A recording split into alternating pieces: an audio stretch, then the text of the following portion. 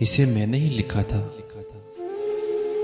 इसे मैंने ही लिखा था कि लहजे बर्फ हो जाएं तो फिर पिघला नहीं करते, परिंदे डर कर उड़ जाएं तो फिर लौटा नहीं करते।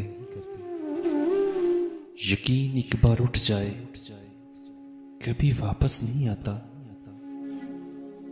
हवाओं का कोई तूफान बारिश नहीं लाता। इसे मैंने ही लिखा था, इसे मैंने ही लिखा था जो शीशा टूट जाए तो कभी फिर जुड़ नहीं पाता,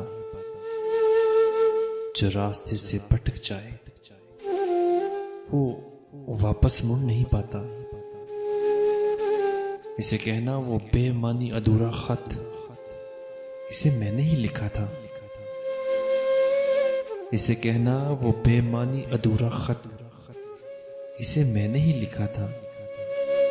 उसे कहना कि दीवाने मुकम्मल खत नहीं लिखते।